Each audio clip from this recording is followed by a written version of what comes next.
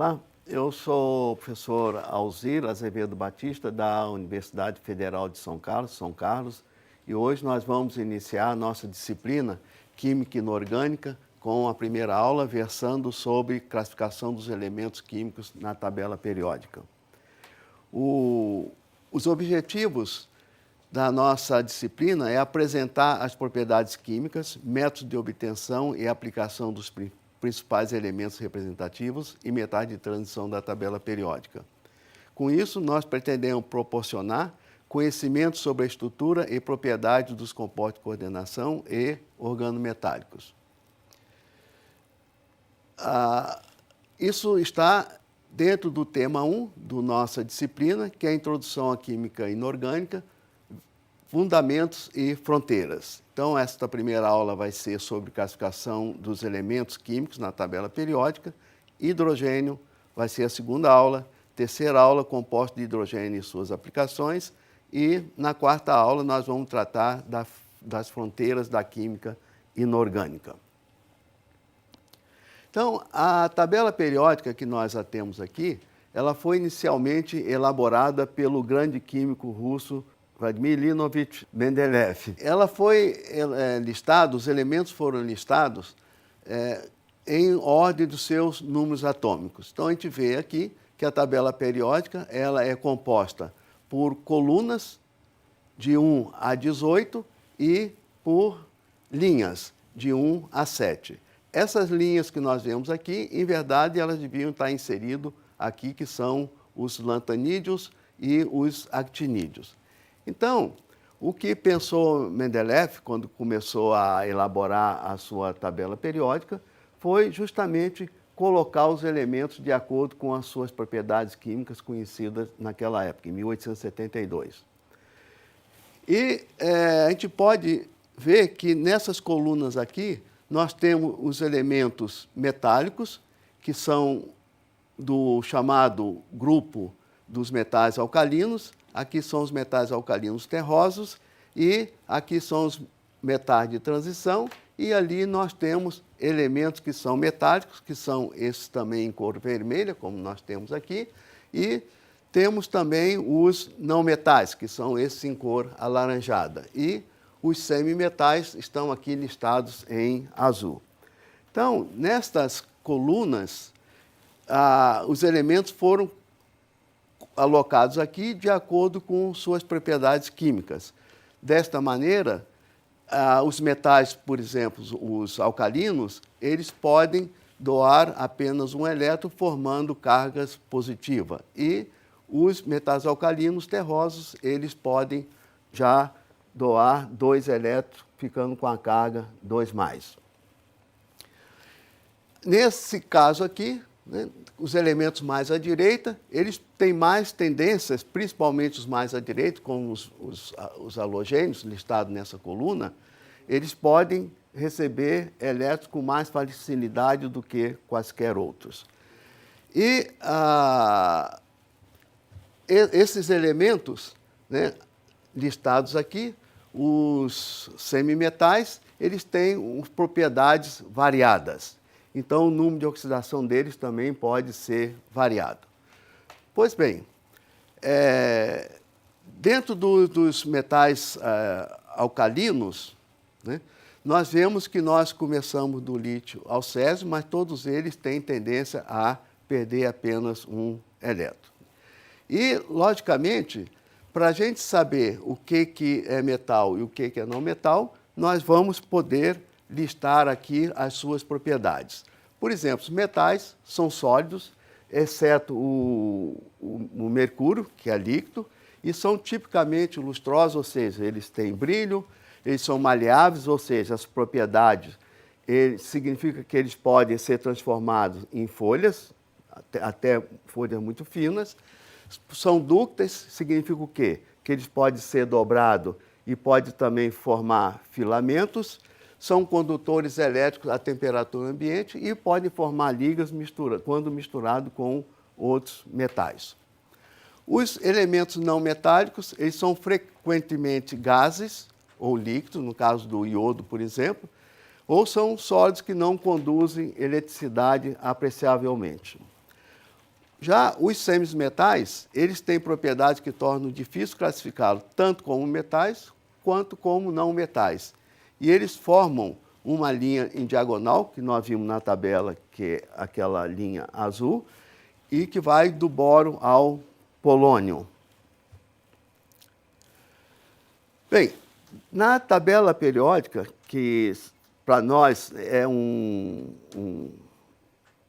meio, né, da gente poder gerar ideias e daí tirar algumas interpretações sobre as características químicas dos elementos ou mesmo dos compostos que são formados por esses elementos. Então, nós temos que saber algumas propriedades dos elementos em si. A primeira delas é o raio atômico, que aumenta à medida que descemos em um grupo ou coluna e dentro dos blocos S e P. O bloco S é o bloco dos metais alcalinos terrosos e os não metais formam, então, o bloco P. Essa propriedade do tamanho do raio diminui da esquerda para a direita ao longo de um período, ou seja, de uma linha na tabela periódica. A energia de ionização é a quantidade de energia necessária para remover o elétron mais fracamente ligado a um átomo gasoso isolado.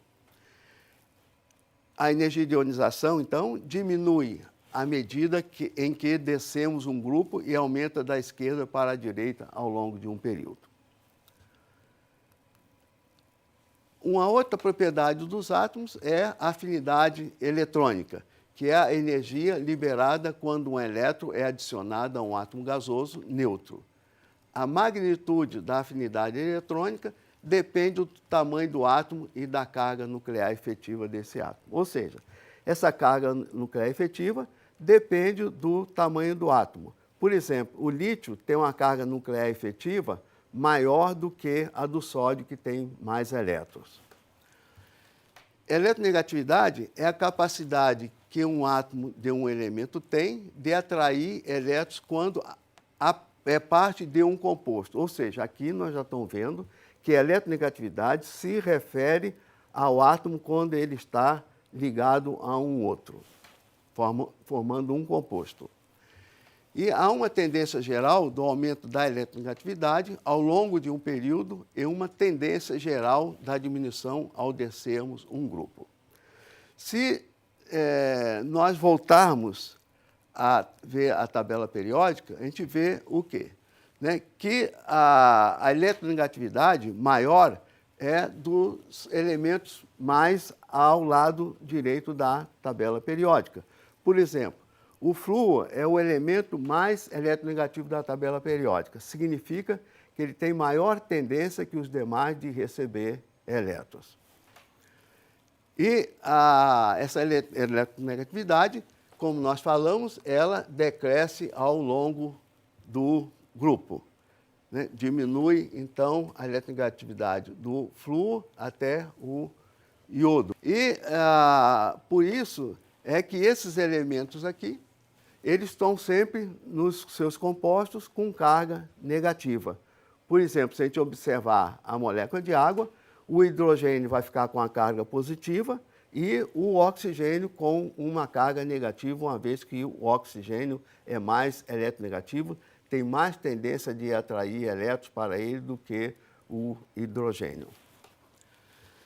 E por que o lítio pode perder só um elétron? Porque na sua camada de valência ele tem a configuração eletrônica 1s2, 2s1, então ele vai perder esse elétron mais externo de sua camada de valência. O sódio, por sua vez, ele tem 11 elétrons, então ele tem um elétron só na camada de valência, ele vai perder esse único elétron que está disponível para formar ligação, tipo do cloreto de sódio. E, como nós vimos, o sódio, ele por ser maior do que o lítio, ele tem uma tendência mais fácil de perder esse elétron do que o lítio. O berílio, por exemplo, ele vai poder formar composto com carga 2+, porque ele tem, por exemplo, a configuração 1s2, 2s2, ele vai perder esses dois últimos elétrons, formando, então, compostos com carga 2+. E, novamente, à medida que nós descemos o grupo, esses elementos aqui vão perder os elétrons com maior facilidade. Isso se vê sempre de forma periódica ao longo do grupo. E uma coisa interessante a lembrar, né, é que, por exemplo, o boro, ele tem aqui, ele é um elemento, é um semimetal, né, e ele pode se ligar ao hidrogênio, né, formando os seus hidretos. Como o boro tem uma carga, uma eletronegatividade semelhante ao hidrogênio, que o hidrogênio é 2,2 e o boro é muito próximo disso, consta nos manuais, né, que é 1,9. Então, mesmo assim, o hidrogênio, quando se liga ao boro, ele tem carga 1-, o hidrogênio. E por técnicas espectroscópicas, isso pode ser perfeitamente verificado. Já o carbono, né, que ele tem a sua eletronegatividade, que é 2,5, ou seja, ele é mais eletronegativo do que o hidrogênio. Quando o carbono se liga ao hidrogênio para formar o gás metano, o carbono é que tem carga negativa. Isso também pode ser verificado por técnicas tais como ressonância magnética nuclear de próton.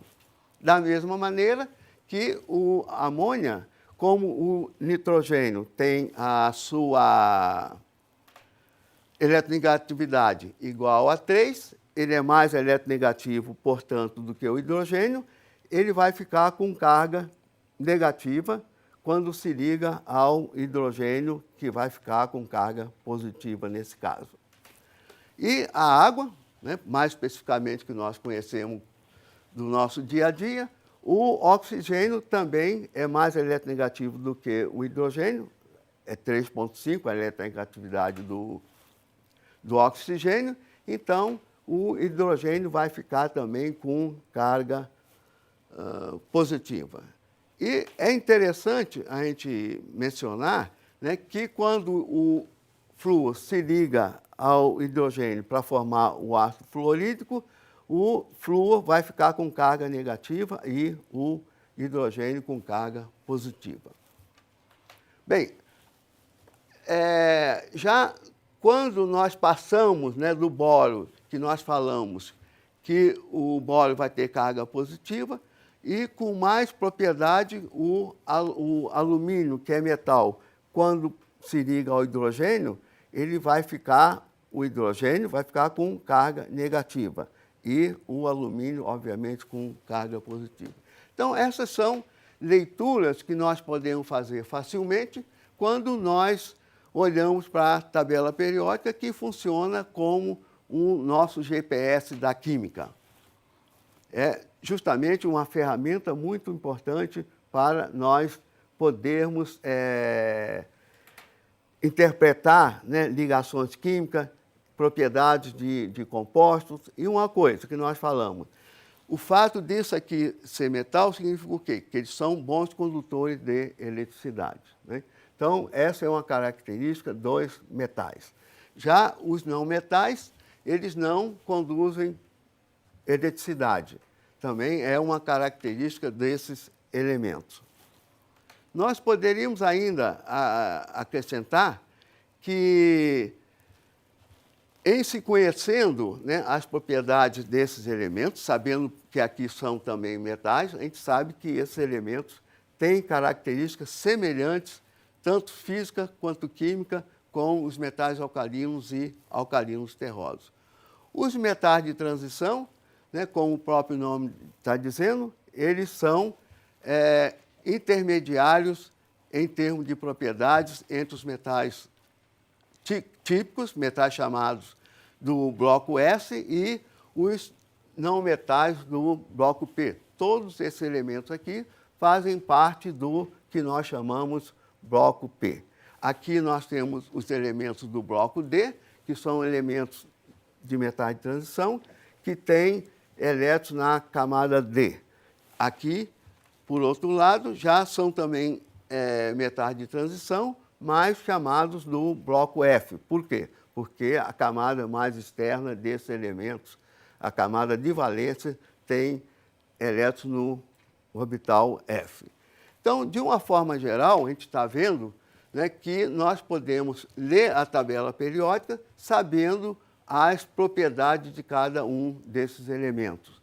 E, por fim, nós temos aqui, bem à direita, os nossos gases nobres, que são reativos, apesar de terem as suas camadas mais externas completas, mas eles podem também formar compostos C reativos, ao contrário do que se imaginava inicialmente. Bem, aqui uma coisa que eu queria chamar a atenção, que esses 4 elementos foram muito recentemente adicionados na tabela periódica, eles tinham sido previstos pelo Mendeleev. No entanto, somente no último ano que eles foram descobertos. Vários deles são sintéticos, todos os 4 são sintéticos, em verdade. Eles foram obtidos em laboratório russo, juntamente com os americanos, e embora esse nome aqui é em homenagem ao Japão. E isso mostra que a ciência não é algo acabado, está sempre em desenvolvimento. E uma questão que se coloca em termos de tabela periódica, por exemplo, é se ela está completa de fato ou se vamos ainda ter novidades e ter alguns elementos que nós não tínhamos nenhuma expectativa da existência dele. E isso mostra que realmente a ciência evolui e nós temos que ter nossa mente sempre aberta para não achar que acabou a ciência, não acabou a ideia de que a tabela periódica não tem mais nenhuma novidade. Então, na próxima aula, nós vamos tratar, então, de hidrogênio, especificamente, e de compostos contendo hidrogênio e ver o quão esse elemento, que tem somente um elétron, ele é tão versátil em sua formação de compostos químicos.